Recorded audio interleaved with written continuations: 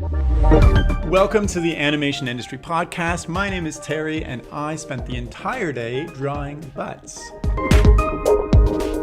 Today, I'm interviewing an artist from Spain who specializes in illustration, animation, and cuteness. And her name is Alba Medinyà, and over the years, she has worked in 2D, 3D, and stop motion. And in 2018, she moved from Spain to Canada, and we met in person when we were both working on Ultra City Smiths in 2021 together. Now she's back in Spain working on some cool things, which she's going to share in our chat, along with what it was like leaving Europe to try to make an animation career happen in Canada. But first, this episode is sponsored by Cloud Stop Motion, who've created possibly the easiest way to start animating from your phone, tablet, laptop, or desktop in seconds. Simply go to cloudstopmotion.com and click Start Animating. Their software works in any modern browser, and your files are instantly saved to the cloud.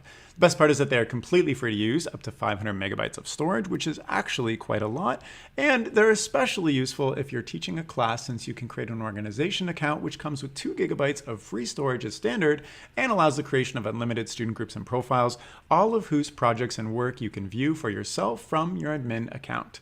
Go to cloudstopmotion.com to see how easy it is to get started. And now, without further ado, let's jump in. Hi, Alba. Hi. How are you? It's been a while. I'm great. I know. It's been a while. So you're joining me from Spain right now. I'm in Toronto, and I came and visited you in December, and it was lovely. So maybe for those listening who don't know, Alba and I met on the Stupid Buddy Ultra City Smiths production, which was really cool. So you're from Spain, and your story is like you were in Spain, then you moved to Canada 4 years ago, then you moved back to Spain. But like, where does everything begin for you? When did you decide to pursue animation or stop motion and illustration, etc. in Spain? Like, what is the industry like there that inspired you to get into it? So yes, when I was finishing high school here, you get to choose whatever you want to study, kinda. So I decided to study some illustration.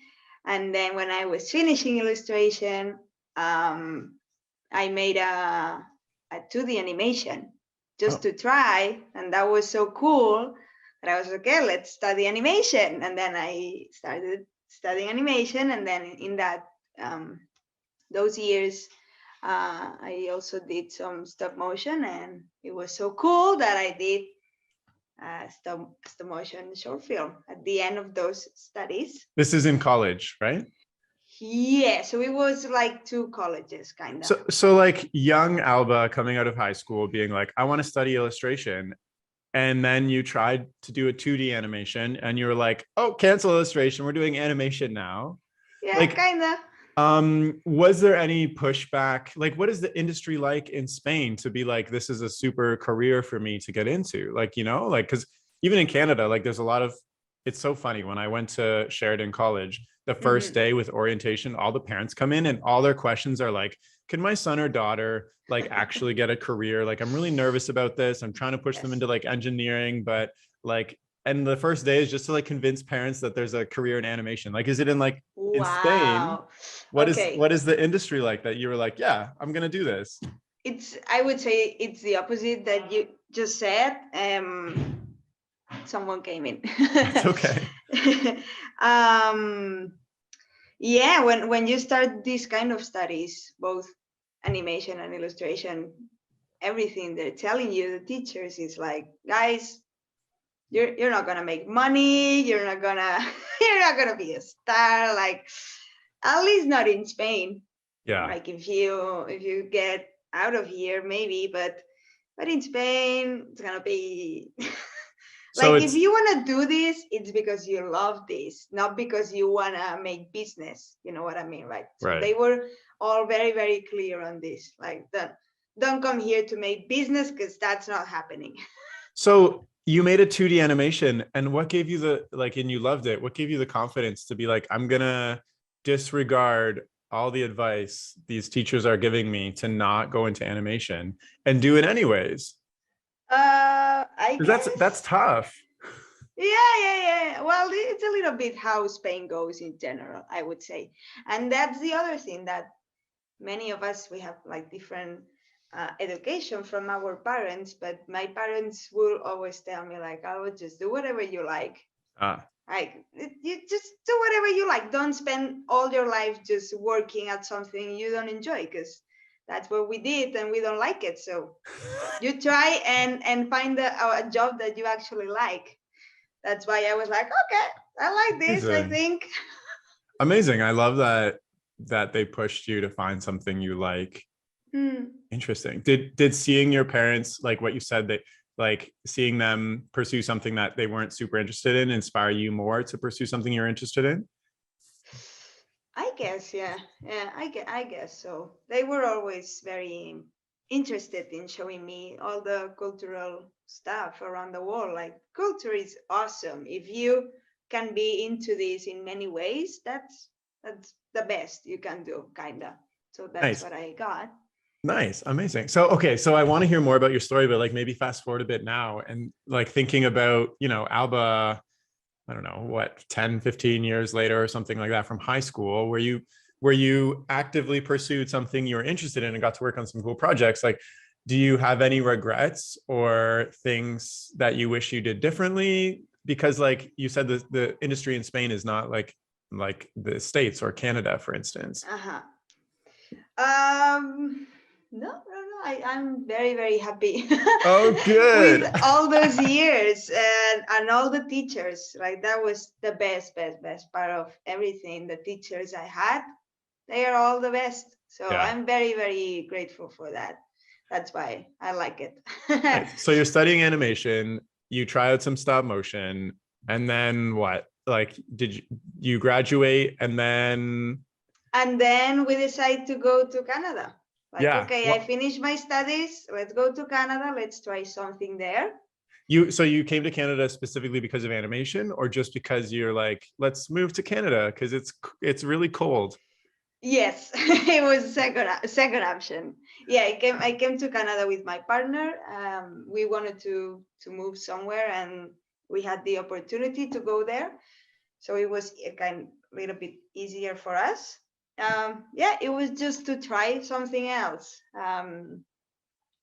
I didn't have in mind like just get there and start working in a studio. It was more like, let's have an experience.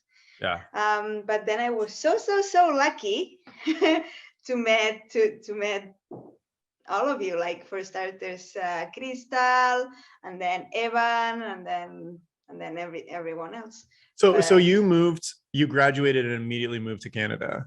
yes, And then once you were in Canada and you're looking for a job yes. and you're like, I like animation, like what was it? Where did you go from there? Like, how did you meet a community? How did you get work?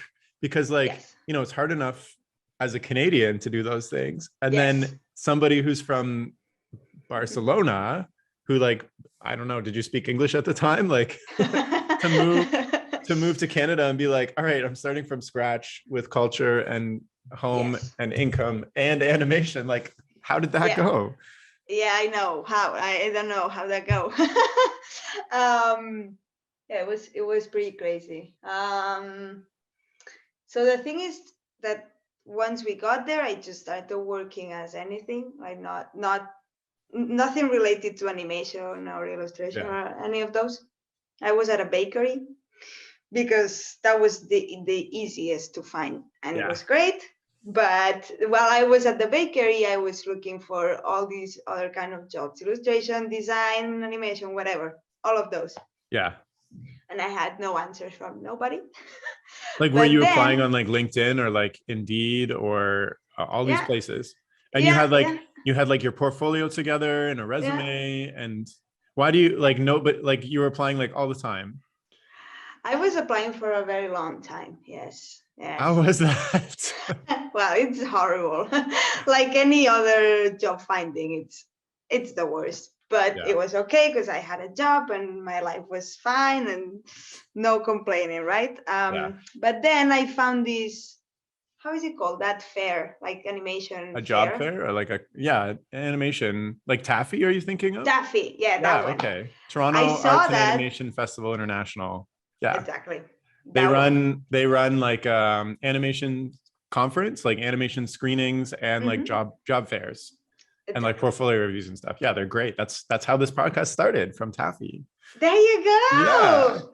So yeah, I could say maybe everything started there. Everything started to move there. So Yeah. I went there and I found this very small studio that was doing stop motion, and I got to talk to them, and then they invited me over to their studio once, and there I met Evan Derushi Yeah. and Philip Edels. They don't remember they met me there, but I did. So you went to the job fair and you saw like the like stop motion department was there, and you're like, hey, because they were It the was only guys doing stop motion for the longest time actually in it Toronto. wasn't that studio. It wasn't their studio. It was Oh, another studio, but they were working there yeah. for Oh, some TV show or something like that. So when I get to go to the studio, I met them and I was like, fuck, they're the coolest people in the city. I want to work with them. was it brown bag So maybe? it was how was it called? Like Takut, I think. Okay. Hmm. They were, I don't know, they were doing many things like indigenous stories and stuff like Oh that. yeah. Oh, okay, okay. Very Also, I cool. should take back my words about they're the only people doing stop motion in Toronto. That's not true. There are lots of other people doing stop motion in Toronto. Very, very small, let's It's say. small, Very, yeah, very small. Yeah. yeah. So yeah, since I met them that day, that they don't remember, and it's okay. Since that day, I started to send them emails like Wait, so you arrived in all the time.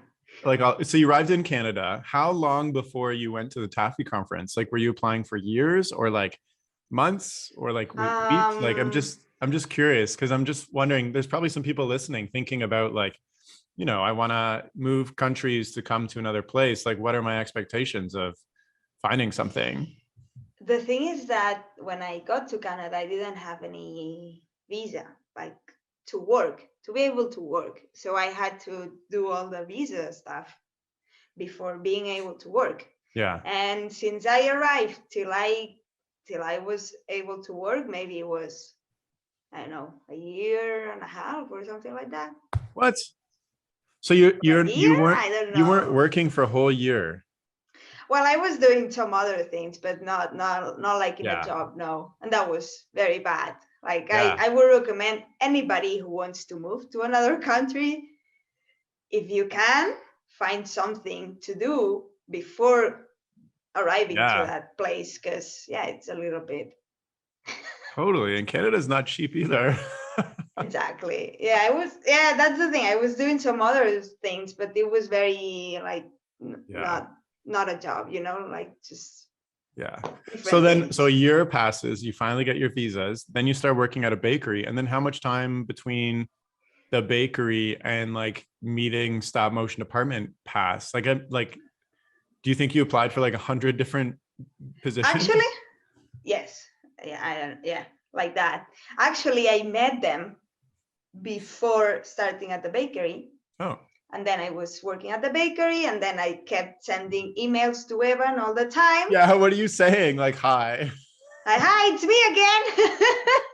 Were you worried he would get, I mean, Evan's a super nice guy.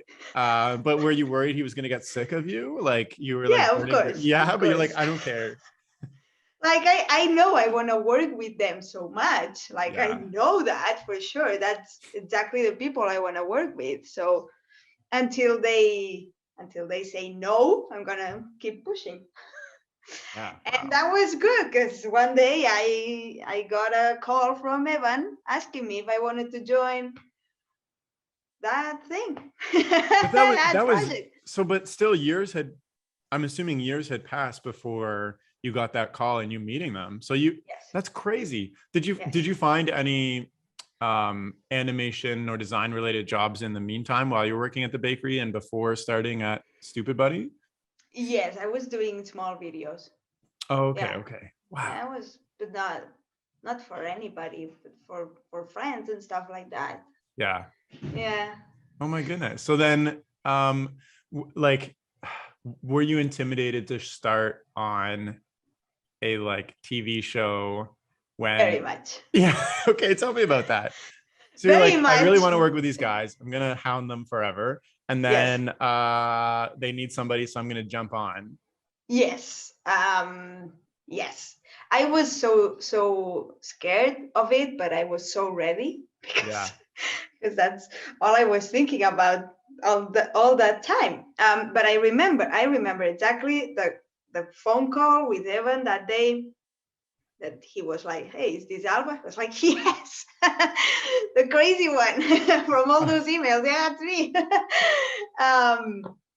And he asked me, "Do you want to join this the training program?" Yeah. Like, what do you mean exactly? And because of the language, sometimes you get nervous and you're not sure if you're understanding everything properly. But I asked him, "So this is not a job, but I'm gonna quit my job to start this thing that it's not a job." And he said, Yeah. "Yes." And I was like, "Okay, let's do it." Okay, that's scary. Yeah, because the training program was what, like 3 weeks or something like that? I think it was more like 5 weeks, 5 weeks. or maybe less. I don't know. It felt like 5 weeks to me. But you were ready. You're like, I don't care. Bakery can go bake itself. And if I need to, I can always get a new bakery job. Basically, yeah. Basically. How So come you yeah, never that's. baked us anything when we were working together? I was a barista, not a baker. You don't want me to bake How come you anything for never brought you. me a coffee? No. Just kidding. Okay, Okay. wow. Okay. So tell me how things changed from then. Like you hadn't really done stop motion, I guess, since college, and it was like years past. Yeah. Yeah. Yeah. I was doing some little things in between. I did a couple of things, but again, it was by myself, kinda. So I didn't have any training from anybody, or I couldn't learn more than I already knew from anybody, and that's what I was willing to do, to Yeah. learn from everyone else. So Um, um was it scary to like be surrounded by people who had animated a lot more and then to come on so fresh? And then what did you also do to get yourself up to speed as fast as possible? yeah, I don't know. I was crazy scared, and the thing is that during that training, for some reason, I was going very fast. Oh, So I was finishing everything super fast. yeah. Like all the Evan, exercises were like bouncing ball and like the cars slamming into each other and like walking and stuff. yeah, we started with the ball, and then we ended up like people jumping. Yeah, like we did more or less like all the learning things, I guess. Um, so because I was going so fast, I thought, well, maybe I'm good at it. Maybe I get it. But at the same time, I was like, maybe it's not about going fast, so maybe I don't get it. And they're just like, yay, okay, keep going. So I was not sure, but I guess deep inside I was sure that I was doing well. But like, Yeah. yeah, I'm doing well. Yeah. This looks Yeah. good. Yeah, Yeah. okay. Just Great. you studied for some reason, right? So yeah, go ahead, Alba. I was like doing like this to my back, like, yay. Nice. What would you say is the biggest maybe like stop motion skill you learned during that time? Because you mentioned like you're going really fast and then to keep going, but you felt like you're doing a good job. But like I guess from going through those 5 weeks, like that's a long time to, practice and like Yes. try out animation experiments. Like what is the biggest thing that you like the skill that you learned during that time?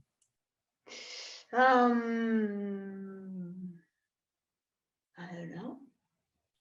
I guess I learned a lot that time about very slow movements and very small movements. The movements we were practicing at the studio, those kind of movements, I guess I learned a lot about those during the training program. Yeah, Yeah. like the subtleties Yes, of like exactly. very small motions, which in stop motion is very, very tough. It's harder Yes. than big motions because you can hide a lot. And once you move a puppet, you can't move it back. Yeah. So Yeah. sometimes Exactly. you want to just like blow on the character and hope it moves enough. Exactly. Yeah. Just like this, and just pressing like the camera all the time and being Yeah. like, I didn't move this for 20 frames. Is that okay? Yeah, I guess it is. So tell me about working on Ultra City Smiths. Like, how was that for you? Like, because it, to me, it seems like, you know, you had been dreaming of getting into something like this for so long, and then you joined the Mhm. biggest production in Canada in the last, Yes. I don't know, since The Little Prince happened, which was years ago Yes. already. Yes. Like basically almost every stop motion animator in Canada, well, not almost, but like came to work on this. Yeah. So Totally. How cool. how was that for you?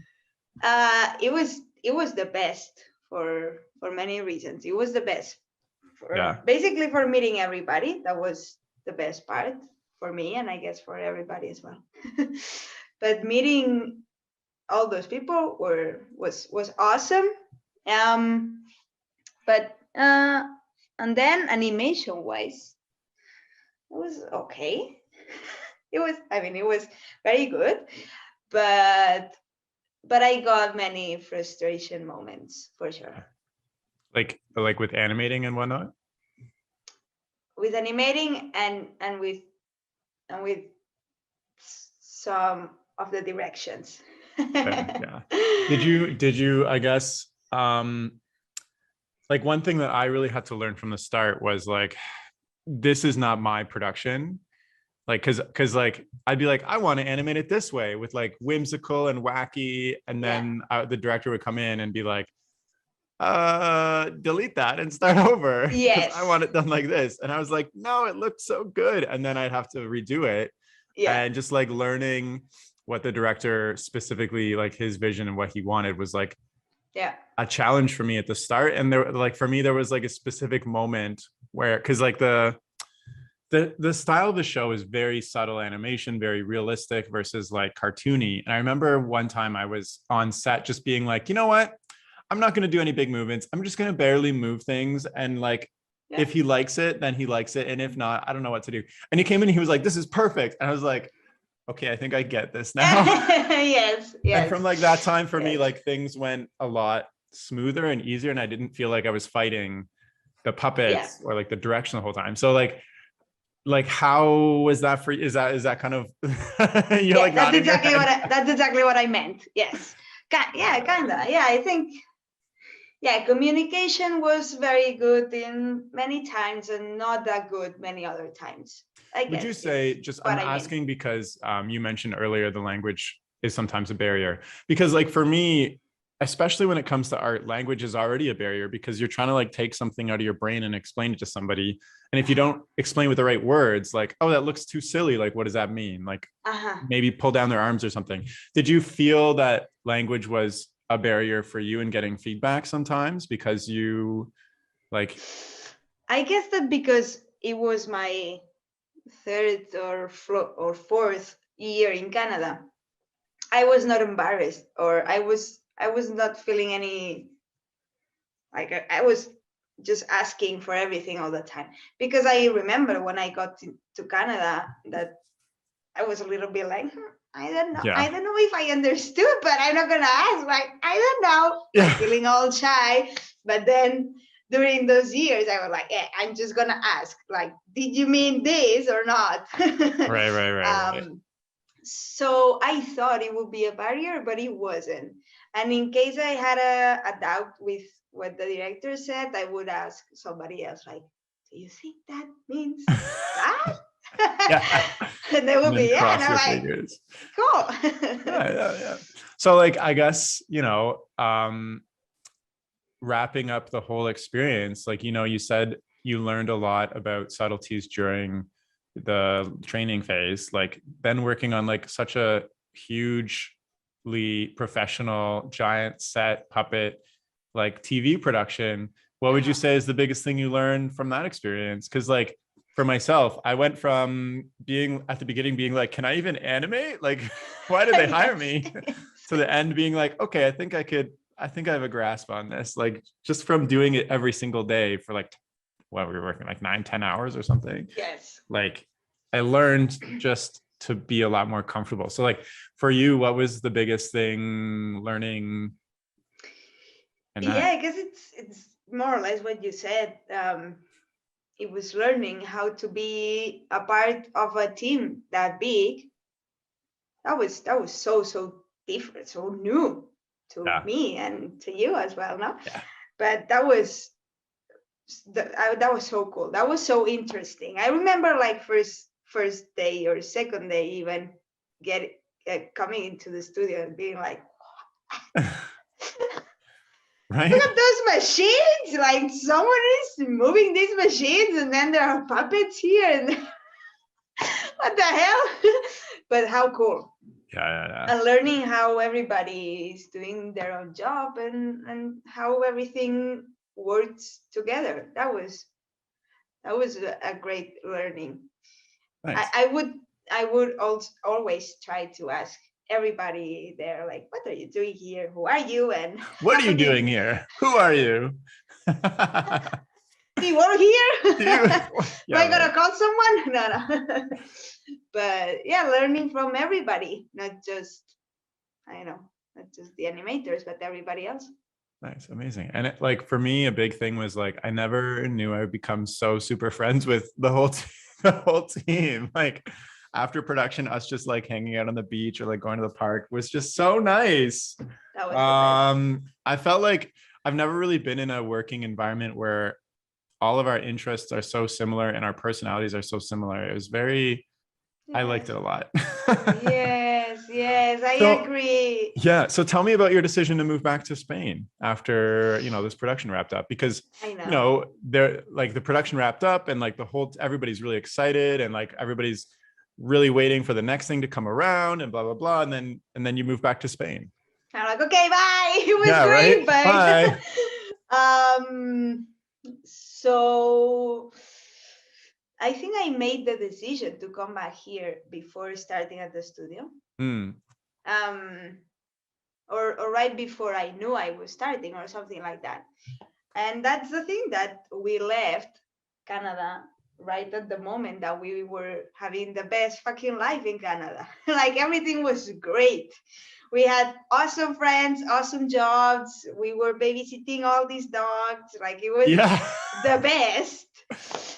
I know, I but know. Her name was but Stella, right? The like, I yeah, miss that. very cute dog. That's You the can't talk worst. about her. I would cry. Oh no. No, it's right.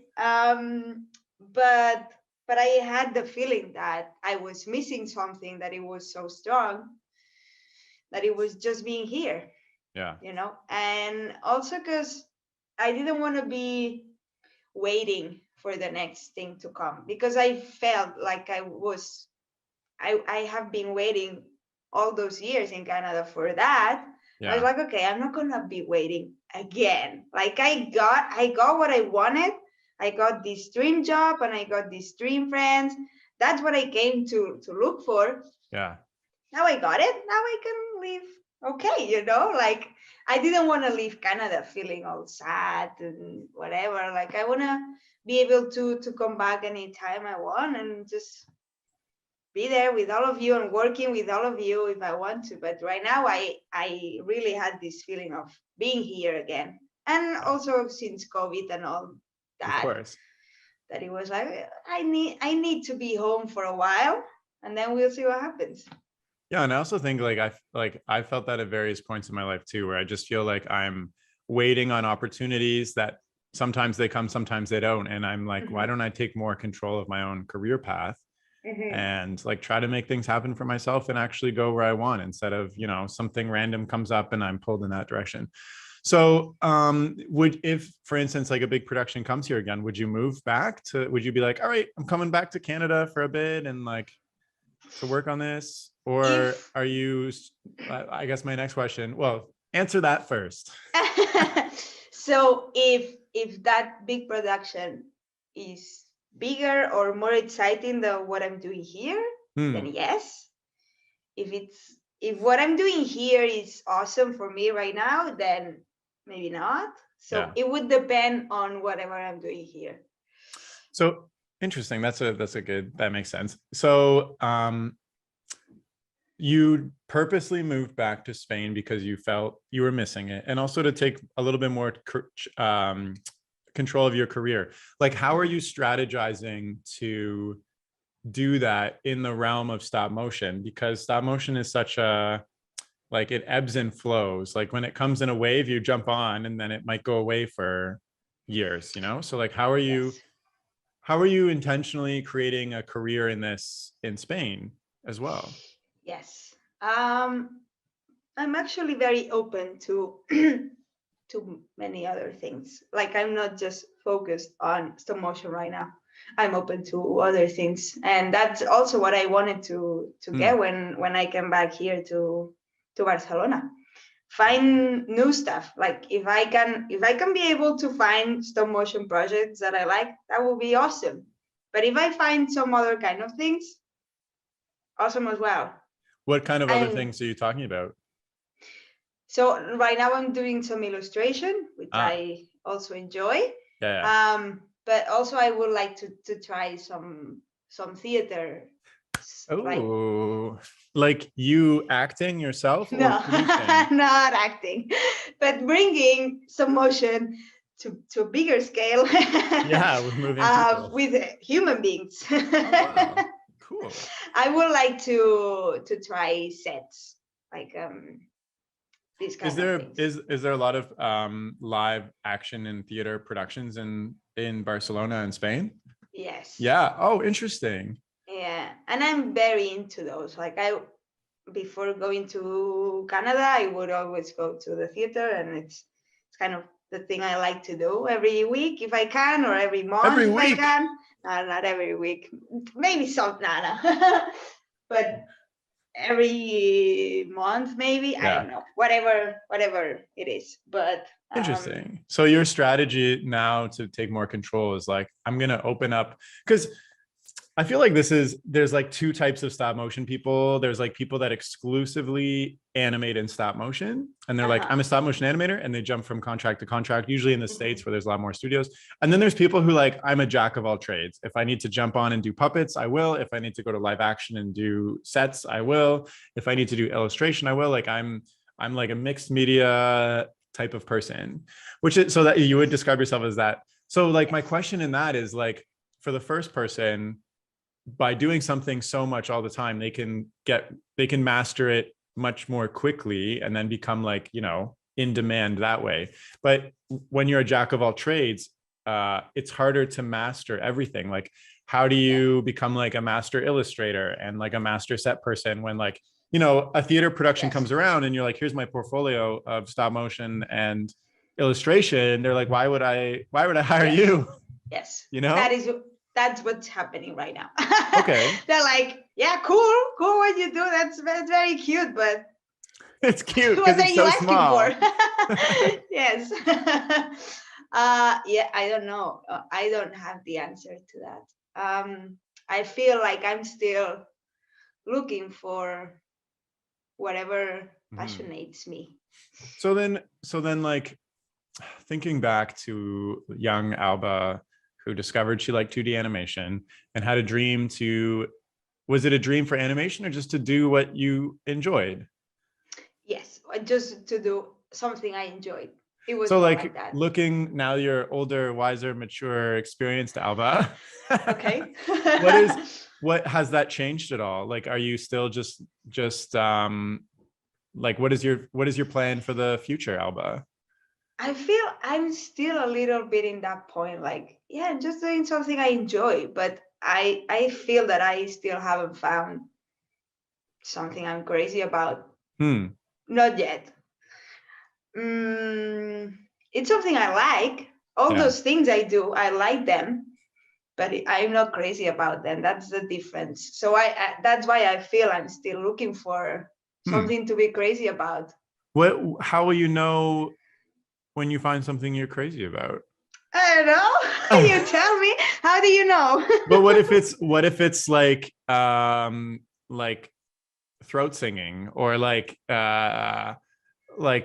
deep sea fish diving, like, I gotta try all those things. You're right. I gotta try all those things. That would be so cool. Yeah, totally. Okay. Yeah. I mean, I love that. It's like kind of you're open to endless adventures, to like you're on this pursuit for crazy happiness. Yes. But And you have to meanwhile, get paid to do it as well. yes.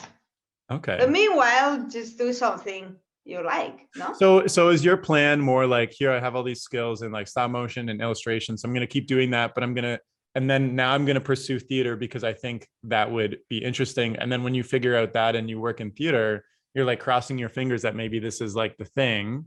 But if it's not, then you'll add it to your resume. Yes. I'm asking you to like really analyze yourself. Sorry. No, that's fine. I like it. Like we need this, like weekly. That we need weekly. Okay. Weekly for sure. Career exploration sessions weekly with Terry. This is a new podcast. Tune in with just Alba and me. We can help you with your paths. Yeah. I mean, honestly, that's what this podcast is for me. Yeah, exactly. Yeah. Yeah, I would love to try many things. And I know that doing that means that you don't get a full, very awesome resume. You just get a resume full of things, cool things, but nothing is too clear or stable, no? Right now, what I know is that I want to keep moving like this for now.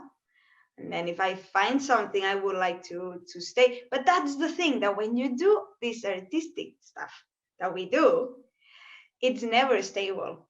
So I think there is a lot of time to think like, maybe I want to try something else meanwhile. Or maybe I just wait for the next project to come. Whatever. Yeah. Whatever. I love that. Like, there's like, while you're saying this, there's like some kind of like sticking point in my head that says like I have to do animation. And like, for instance, like one of my weird dreams is I've always wanted to like become a waiter at a restaurant for no reason other than just like I think it would be fun. And like you'll be awesome at that. You meet a lot of cool people, like you know, like whatever. I don't know why I've always wanted to do this, but also it's like COVID right now, so you can't. But like, what is stopping me from just being like, okay, well, I'm waiting 6 months for the next big stop motion production to happen. Why don't I just become a waiter in the meantime? Every waiter is like, don't become a waiter, Terry. Like, what's wrong with you? But like, I like your attitude of like, while I'm in between these projects, because the stability, which is also like a point I'd love to chat about, I'll just try something different, and who cares? Like, maybe I'll enjoy it, maybe I won't, like whatever. I love that.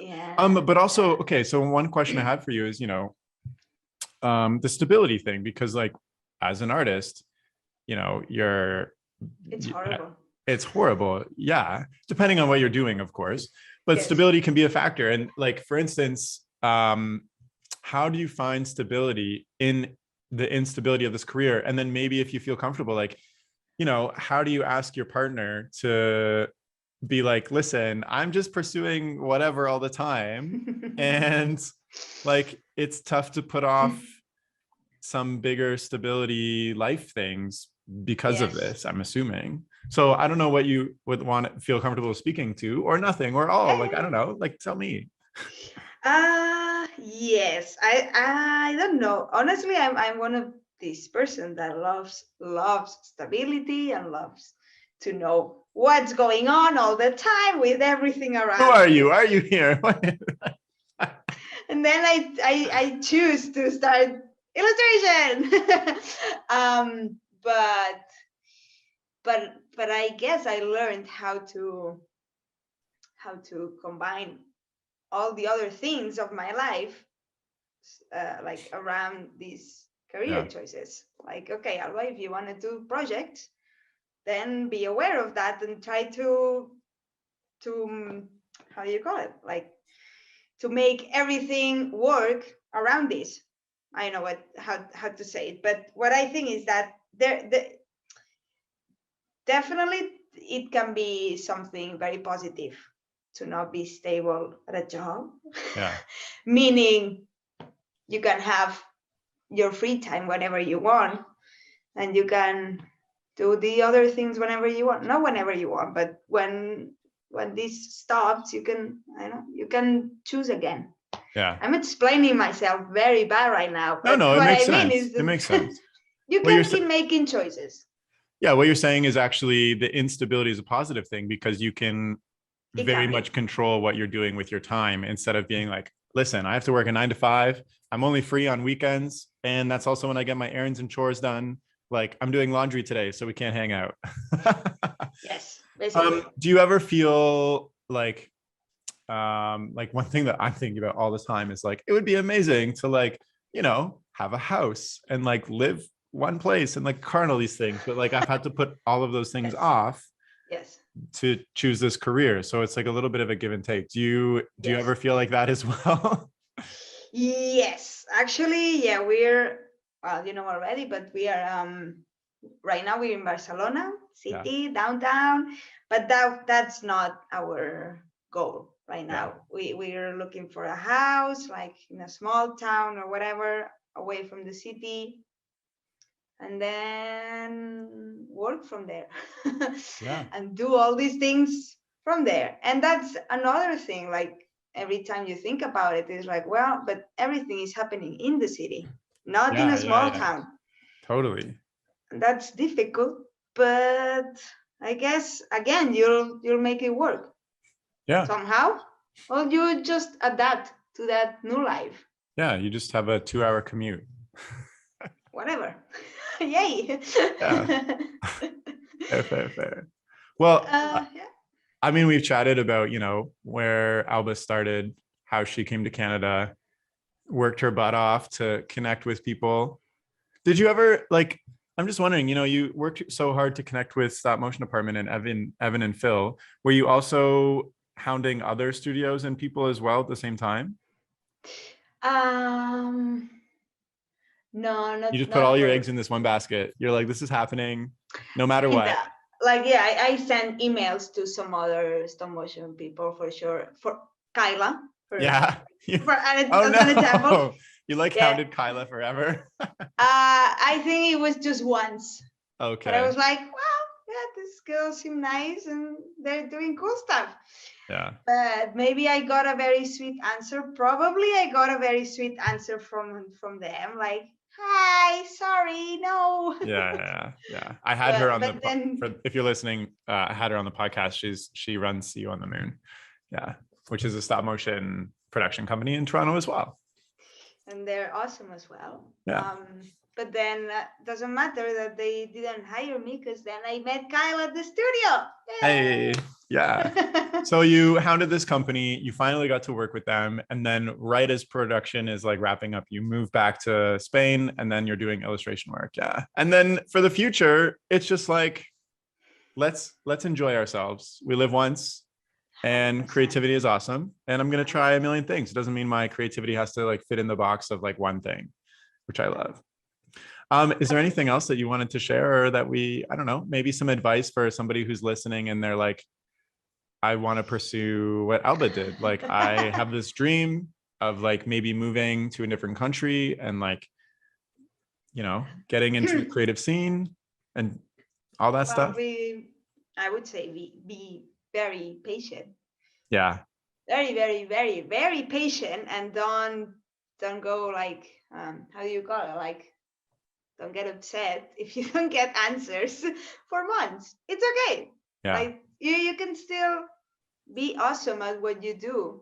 And maybe, I don't know, maybe it's not the right moment, or maybe it's not the right people, or whatever.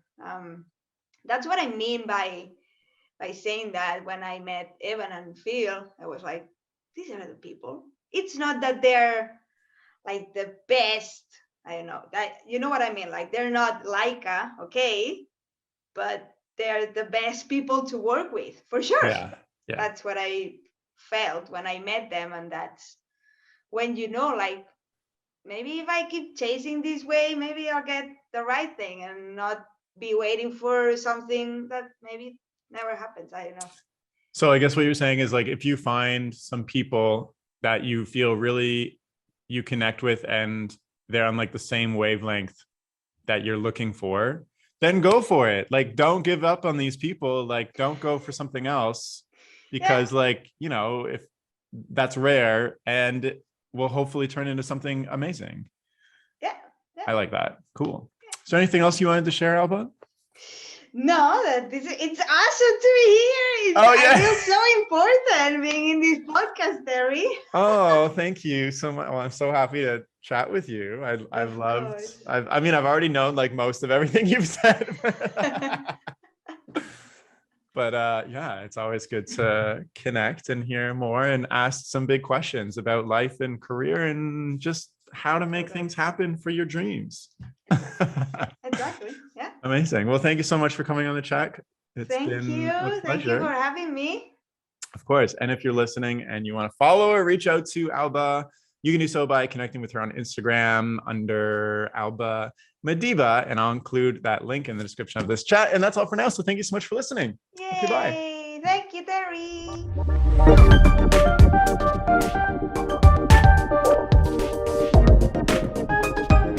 The music for this podcast was composed by Will Farmer and the graphics by Daniel Abensauer. I encourage you to look them up if you enjoyed their work.